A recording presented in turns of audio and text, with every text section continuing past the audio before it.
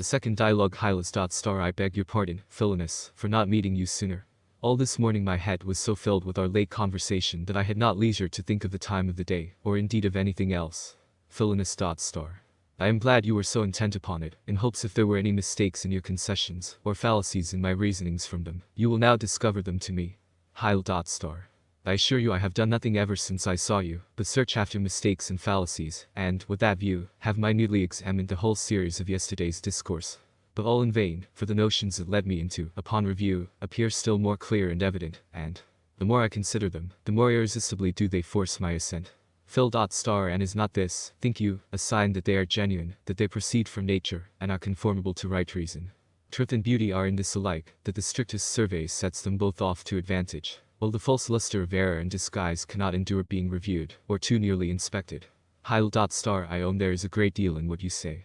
Nor can anyone be more entirely satisfied of the truth of those odd consequences, so long as I have in view the reasonings that lead to them.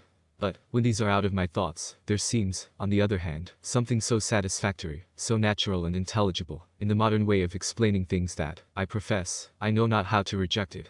Phil. I know, not what way you mean. Hyl.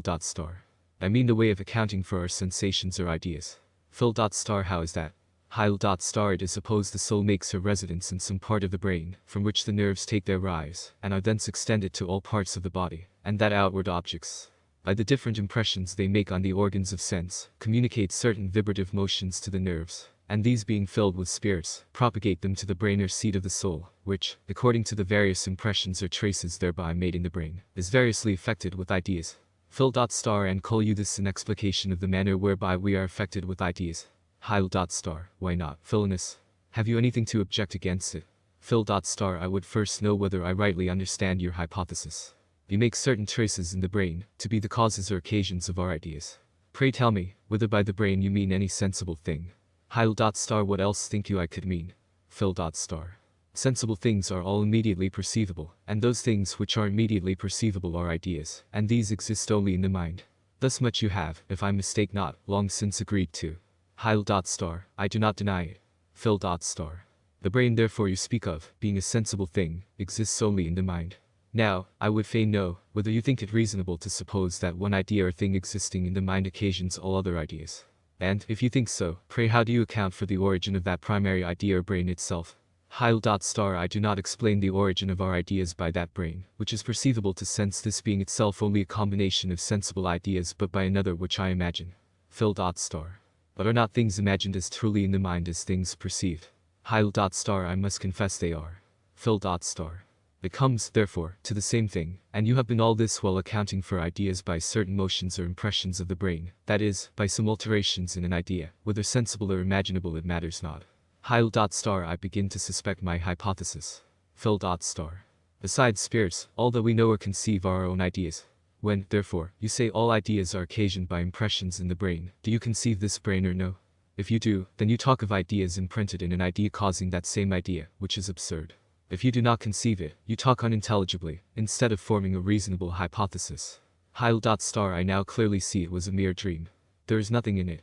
Phil. You need not be much concerned at it, for after all, this way of explaining things, as you called it, could never have satisfied any reasonable man. What connection is there between emotion in the nerves, and the sensations of sound or color in the mind? Or how is it possible these should be the effect of that? Hyl. But I could never think it had so little in it as now it seems to have. Phil. Well then, are you at length satisfied that no sensible things have a real existence, and that you are in truth an errant skeptic? Hyl. It is too plain to be denied. Phil. Look. Are not the fields covered with a delightful verdure? Is there not something in the woods and groves, in the rivers and clear springs, that soothes, that delights, that transports the soul? At the prospect of the wide and deep ocean, or some huge mountain whose top is lost in the clouds, or of an old gloomy forest, are not our minds filled with a pleasing horror? Even in rocks and deserts is there not an agreeable wildness? How sincere a pleasure is it to behold the natural beauties of the earth? To preserve and renew or relish for them, is not the veil of night alternately drawn over her face, and doth she not change her dress with the seasons? How aptly are the elements disposed! What variety and use in the meanest productions of nature! What delicacy, what beauty, what contrivance, in animal and vegetable bodies! How exquisitely are all things suited, as well to their particular ends, as to constitute opposite parts of the whole. And, will they mutually aid and support, do they not also set off and illustrate each other? Raise now your thoughts from this bowl of earth to all those glorious luminaries that adorn the high arch of heaven. The motion and situation of the planets, are they not admirable for use and order? Were those, miscalled erratic, globes once known to stray, in their repeated journeys through the pathless void? Do they not measure areas round the sun ever proportioned to the times? So fixed, so immutable are the laws by which the unseen author of nature actuates the universe.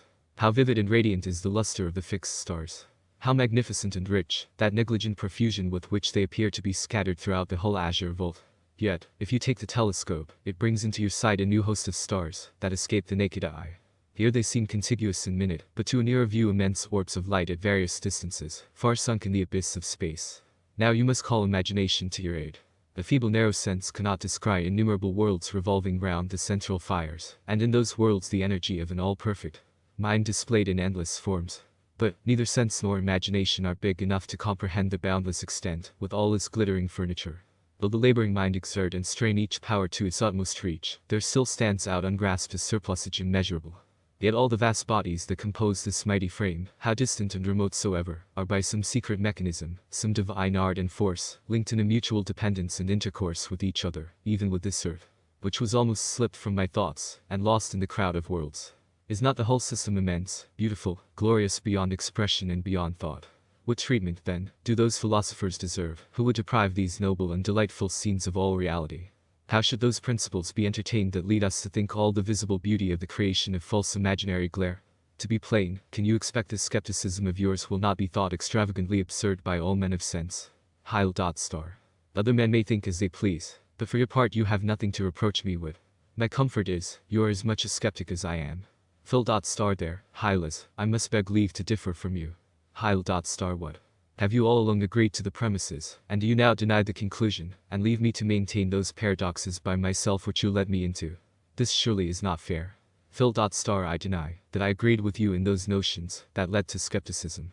You indeed said the reality of sensible things consisted in an absolute existence out of the minds of spirits, or distinct from their being perceived. And pursuant to this notion of reality, you are obliged to deny sensible things any real existence. That is, according to your own definition, you profess yourself a skeptic. But I neither said nor thought the reality of sensible things was to be defined after that manner. To me it is evident for the reasons you allow of, that sensible things cannot exist otherwise than in a mind or spirit. Whence I conclude, not that they have no real existence, but that, seeing they depend not on my thought, and have all existence distinct from being perceived by me, there must be some other mind wherein they exist.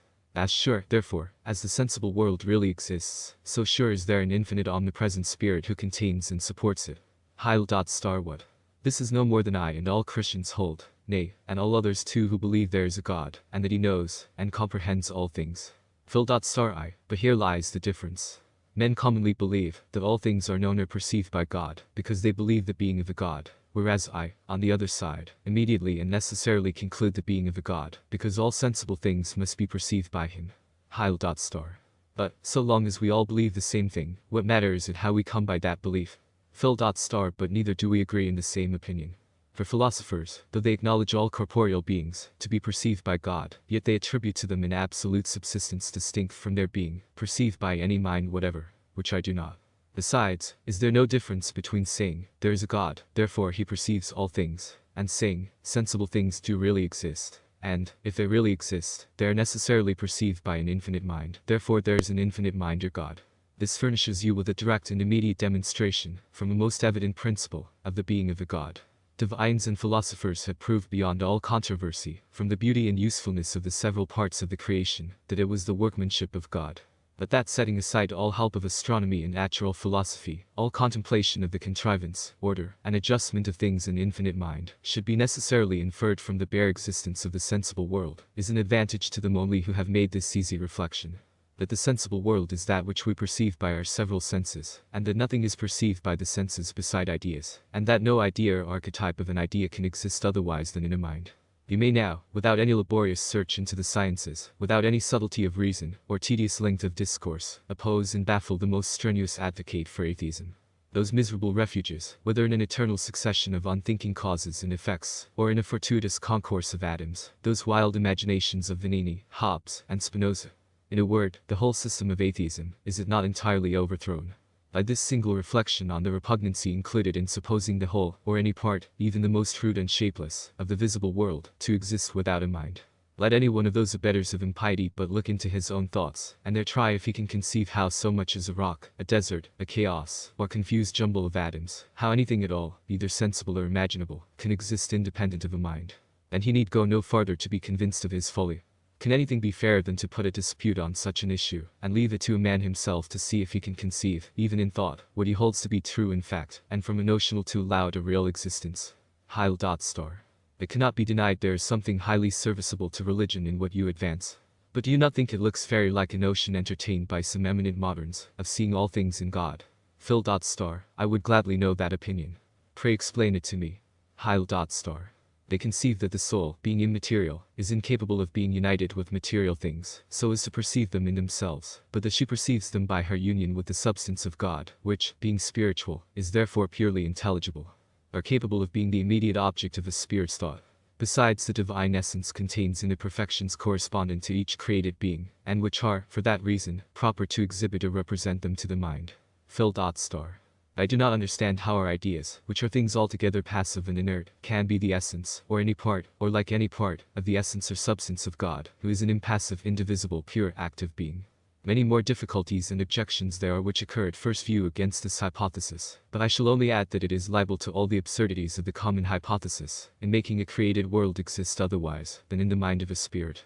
Besides all which it hath this peculiar to itself, that it makes that material world serve to no purpose. And, if it pass for a good argument against other hypotheses in the sciences, that they suppose nature, or the divine wisdom, to make something in vain, or do that by tedious roundabout methods which might have been performed in a much more easy and compendious way, what shall we think of that hypothesis which supposes the whole world made in vain? But what say you? Are not you too of opinion, that we see all things in God? If I mistake not, what you advance comes near it. Few men think, yet all have opinions. Hence men's opinions are superficial and confused.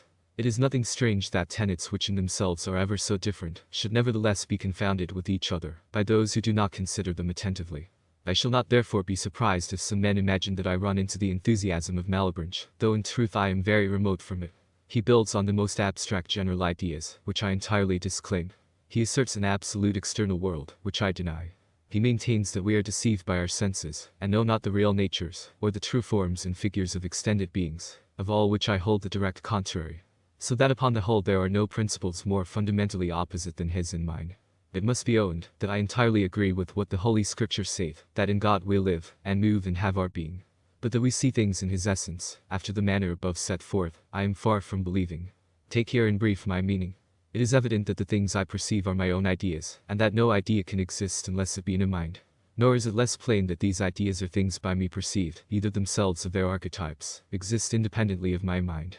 Since I know myself not to be their author, it being out of my power, to determine at pleasure, what particular ideas I shall be affected with upon opening my eyes or ears, they must therefore exist in some other mind, his will it is they should be exhibited to me. The things, I say, immediately perceived are ideas or sensations, call them which you will. But how can any idea or sensation exist in, or be produced by, anything but a mind or spirit? This indeed is inconceivable. And to assert that which is inconceivable is to talk nonsense, is it not? Without doubt. But, on the other hand, it is very conceivable, that they should exist in, and be produced by a spirit, since this is no more than I daily experience in myself, inasmuch as I perceive numberless ideas, and, by an act of my will, can form a great variety of them, and raise them up in my imagination, though, it must be confessed, these creatures of the fancy, are not altogether so distinct, so strong, vivid, and permanent, as those perceived by my senses, which latter are called real things. From all which I conclude, there is a mind which affects me every moment with all the sensible impressions I perceive. And, from the variety, order, and manner of these, I concluded the author of them to be wise, powerful, and good, beyond comprehension. Mark it well, I do not say, I see things by perceiving that which represents them in the intelligible substance of God. This I do not understand, but I say, the things by me perceived are known by the understanding, and produced by the will of an infinite spirit. And is not all this most plain and evident? Is there any more in it than what a little observation in our own minds, and that which passeth in them, not only enables us to conceive, but also obliges us to acknowledge? I think I understand you very clearly, and own the proof you give of a deity seems no less evident than it is surprising. But, allowing that God is the supreme and universal cause of all things, yet, may there not be still a third nature besides spirits and ideas? May we not admit a subordinate and limited cause of our ideas? In a word, may there not for all that be matter? Phil. How often must I inculcate the same thing? You allow the things immediately perceived by sense to exist nowhere without the mind, but there is nothing perceived by sense which is not perceived immediately. Therefore there is nothing sensible that exists without the mind. The matter, therefore, which you still insist on is something intelligible, I suppose, something that may be discovered by reason, and not by sense. Heil. You are in the right. Phil. Pray let me know what reasoning your belief of matter is grounded on, and what this matter is, in your present sense of it. Heil. I find myself affected with various ideas, whereof I know I am not the cause, neither are they the cause of themselves, or of one another, or capable of subsisting by themselves, as being altogether inactive, fleeting, dependent beings. They have therefore some cause distinct from me and them, of which I pretend to know no more than that it is the cause of my ideas. And this thing, whatever it be, I call matter.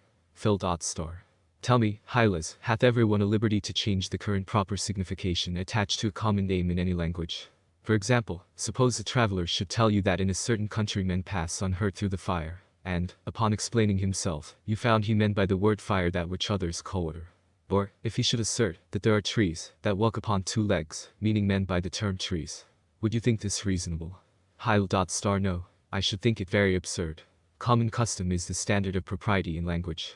And for any man to affect speaking improperly is to pervert the use of speech, and can never serve to a better purpose than to protract and multiply disputes, where there is no difference in opinion. Phil. And doth not matter, in the common current acceptation of the word, signify an extended, solid, movable, unthinking, inactive substance? Heil. It doth. Phil. And hath it not been made evident that no such substance can possibly exist? And, though it should be allowed to exist, yet how can that which is inactive be a cause, or that which is unthinking be a cause of thought? You may, indeed, if you please, annex to the word matter, a contrary meaning to what is vulgarly received, and tell me you understand by it, an unextended thinking, active being, which is the cause of our ideas. But what else is this than to play with words, and run into that very fault you just now condemned with so much reason? I do by no means find fault with your reasoning, in that you collect a cause from the phenomena, but I deny that the cause deducible by reason can properly be termed matter. Heil. There is indeed something in what you say, but I am afraid you do not thoroughly comprehend my meaning. I would by no means be thought to deny that God, or an infinite spirit, is the supreme cause of all things. All I contend for is, that, subordinate to the supreme agent, there is a cause of a limited and inferior nature, which concurs in the production of our ideas, not by any act of will, or spiritual efficiency, but by that kind of action which belongs to matter, viz. Motion. Phil. I find you are at every turn relapsing into your old exploded conceit, of a movable, and consequently an extended, substance, existing without the mind. What? Have you already forgotten you were convinced, or are you willing I should repeat what has been said on that head? In truth this is not fair dealing in you, still to suppose the being of that which you have so often acknowledged to have no being. But, not to insist farther on what has been so largely handled, I ask whether all your ideas are not perfectly passive and inert, including nothing of action in them. Heil. They are. Phil. And are sensible qualities anything else but ideas? Heil. How often have I acknowledged that they are not? Phil. But is not motion a sensible quality? Heil. It is. Phil. Consequently it is no action. Heil. I agree with you. And indeed it is very plain that when I stir my finger, it remains passive, but my will which produced the motion is active. Phil. Now, I desire to know, in the first place, whether, motion being allowed to be no action, you can conceive any action besides volition, and, in the second place, whether to say something, and conceive nothing be not to talk nonsense, and, lastly, whether, having considered the premises, you do not perceive that to suppose any efficient, or active cause of our ideas, other than spirit, is highly absurd and unreasonable. Heil. I give up the point entirely. But, though matter may not be a cause, yet what hinders its being an instrument, subservient to the supreme agent in the production of our ideas? Phil. An instrument say you, pray what may be the figure, springs, wheels, and motions, of that instrument? Heil. Those I pretend to determine nothing of, both the substance and its qualities being entirely unknown to me. Phil. What? You are then of opinion it is made up of unknown parts, that it hath unknown motions, and an unknown shape? Heil. I do not believe that it hath any figure or motion at all, being already convinced that no sensible qualities can exist in an unperceiving substance. Phil. But what notion is it possible to frame of an instrument void of all sensible qualities, even extension itself? Heil. I do not pretend to have any notion of it. Phil. And what reason have you think this unknown, this inconceivable somewhat doth exist? Is it that you imagine God cannot act as well without it, or that you find by experience the use of some such thing, when you form ideas in your own mind? Heil. You're always teasing me for reasons of my belief. Pray what reasons have you not to believe it? Phil. It is to me a sufficient reason not to believe the existence of anything, if I see no reason for believing it. But, not to insist on reasons for believing, you will not so much as let me know what it is you would have me believe, since you say you have no manner of notion of it. After all, let me entreat you to consider whether it be like a philosopher, or even like a man of common sense, to pretend to believe you know not what, and you know not why.